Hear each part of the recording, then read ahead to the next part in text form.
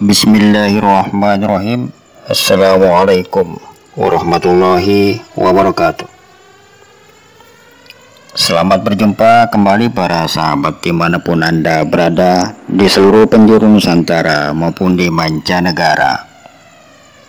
Kembali berjumpa dengan penyiar Anda Abu Salamat Thorik, memancar dari kota Makassar, Sulawesi Selatan, Indonesia, melalui ke channel kesayangan Anda, Hairil Anas TV.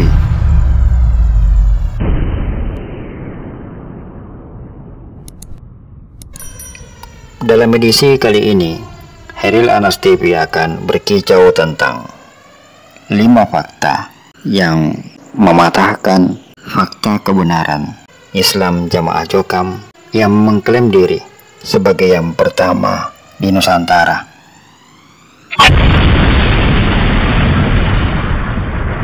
Selamat mengikuti dan tetap merdeka.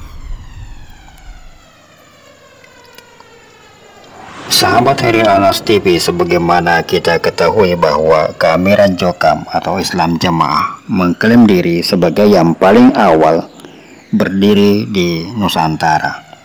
Mereka mengklaim diri sebagai keamiran yang paling benar didukung oleh 7 fakta, dan salah satunya adalah fakta yang pertama, mengaku berdiri paling awal, yakni tahun 1941.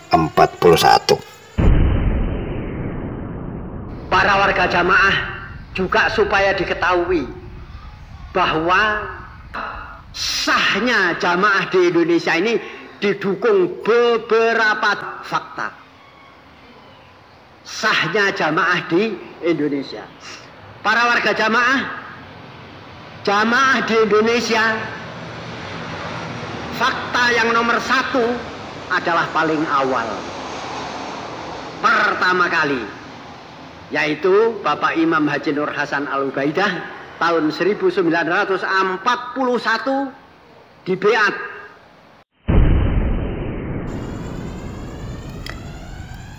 Dan dalam edisi kali ini, Hairil Anas TV memberikan 5 fakta yang membantah klaim mereka itu.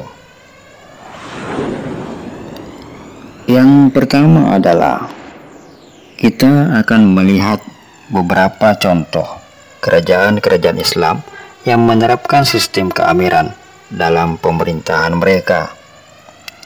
Antara lain, pada tahun 1267 berdiri sebuah kerajaan Islam di Samudra Pasai yang berada di pantai utara Aceh, atau tepatnya di muara Sungai Pasai. Kerajaan ini didirikan oleh Marasilu setelah berhasil menyatukan 2 kota, yakni kota Samudra di muara dan kota Pasai, nama kota di pesisir pantai. Marasilu kemudian diberi gelar Sultan Malik As-Saleh dan kerajaannya bernama Kerajaan Samudra Pasai. Ada lagi sebuah kerajaan di Semenanjung Malaya, yakni Kerajaan Islam Malaka, yang diperintah oleh Raja Iskandar Shah, sebuah pusat kerajaan Islam yang pernah menjadi pusat perdagangan dan pusat penyebaran Islam di Asia Tenggara pada tahun 1400 Masehi.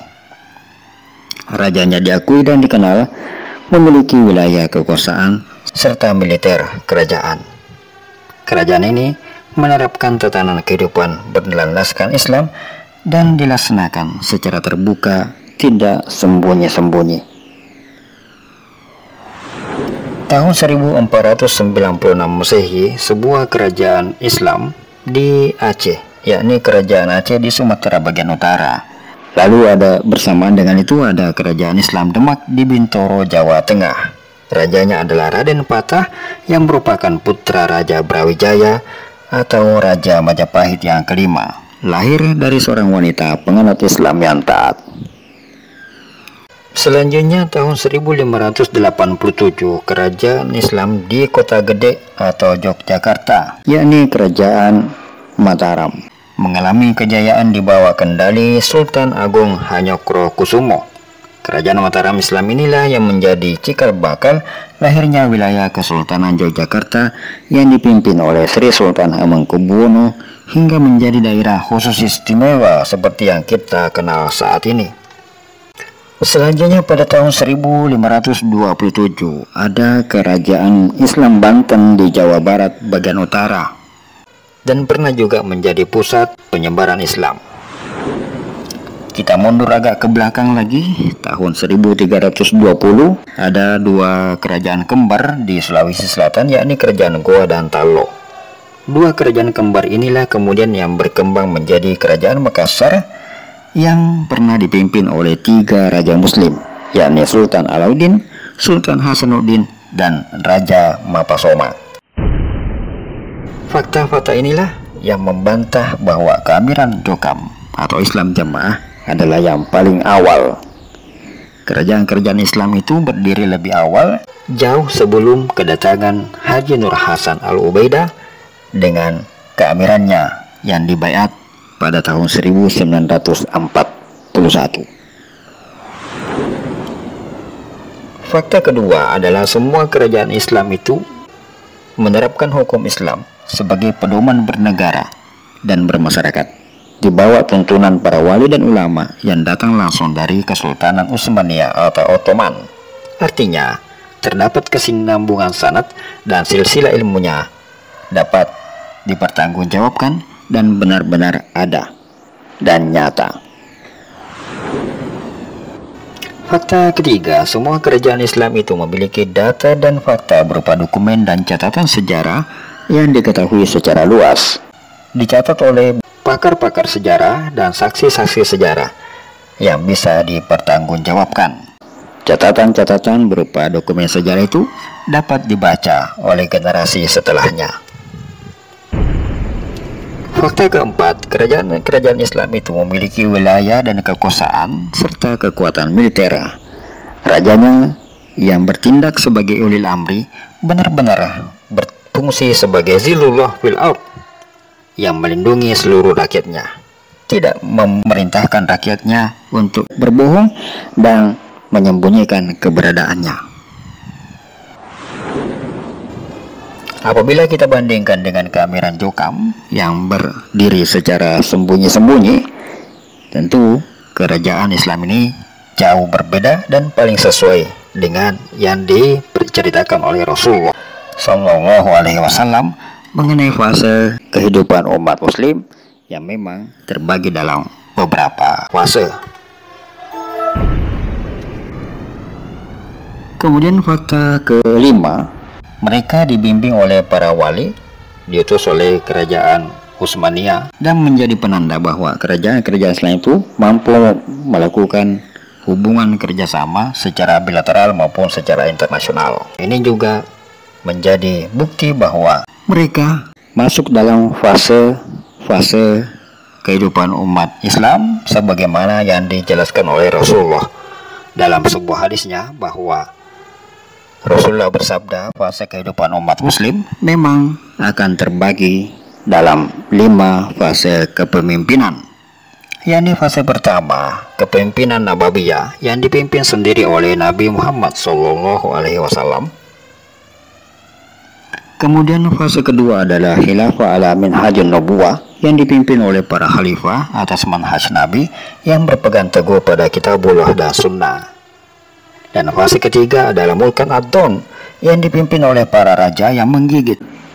Artinya landasan hukumnya masih berlandaskan pada kitabullah dan sunnah Rasulullah, meskipun harus bercampur dengan dasar-dasar hukum buatan manusia.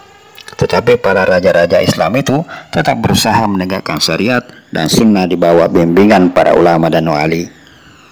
Di fase ketiga inilah posisi keberadaan sejumlah kerajaan-kerajaan Islam yang ada di Nusantara ini, ditandai dengan pengaruh Kesultanan Utsmaniyah atau yang dikenal dengan istilah Ottoman Empire, yang fasenya bermula dari tahun 1299 hingga tahun 1922 atau kurang lebih selama 14 abad. Dan kerajaan-kerajaan Islam yang pernah ada di Nusantara seperti yang disebutkan tadi itu adalah berada di dalam rentang masa tersebut. Sistem pemerintahan dan landasan hukum bernegara dan bermasyarakatnya masih berasaskan kitabullah dan sunnah Rasulullah. Bekas-bekasnya dapat dengan jelas kita saksikan, baik melalui berupa dokumen tertulis maupun kebiasaan-kebiasaan dan adat istiadat masyarakatnya. Salah satunya yang bisa kita saksikan sampai saat ini adalah falsafah budaya Minang dalam adat Basandi Sarak, Sarak Basandi Kitabullah, yang menjadi bukti kuat adanya tatanan kehidupan masyarakat yang berlandaskan syariat Islam di masa lalu, yang dikendalikan oleh sebuah sistem ulil amri atau keamiran. Jadi siapa bilang keamiran Jokam yang paling pertama di Nusantara ini?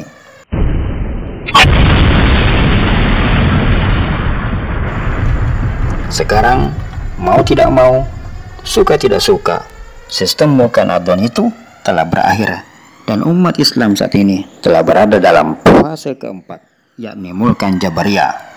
Umat Islam berada di bawah kepemimpinan para penguasa yang memaksa, yang tidak saja bermasalah secara personal, tetapi juga bermasalah secara sistem. Suka tidak suka, kita harus menjalani fase itu, bersabar dan tetap menahan diri sambil terus membina diri dan keluarga, membekali diri dengan pemahaman ilmu agama yang benar. Dalam fase ini akan bermunculan banyak firqah-firqah yang mengaku sebagai jamaah yang benar dan paling murni. Tuntunan Rasulullah ketika umatnya menemui zaman fitnah dan banyaknya firqah-firqah seperti saat ini adalah menjauhinya dan tetap dalam persatuan kaum muslimin, bukan malah mendirikan jamaah dan membuat firqah-firqah baru. Fase Mulkan Jabariyah yang seperti terjadi saat ini merupakan seleksi alam untuk memisahkan mana umat muslim yang benar-benar beriman dan mana yang sekedar mengaku beriman. Di dalam fase keempat ini, Mulkan Jabariyah, kita dituntut untuk membekali diri dengan pemahaman ilmu agama yang benar, serta menahan diri dari melakukan perbuatan-perbuatan yang menyelisih sunnah, sebagai persiapan untuk menunggu datangnya fase berikutnya, yakni persiapan untuk menunggu peralihan dari Mulkan Jabariyah menuju babak kelima, yakni tegaknya kembali khilafatun ala minhajun nubuwah. Demikian kicauan kita pada kesempatan edisi kali ini. Mohon maaf atas segala kekurangan dan kehilafan atas penyampaian, dan semoga memberikan manfaat bagi kita semua. Jazakumullahu khair wa barakallahu fikum. Wassalamualaikum warahmatullahi wabarakatuh.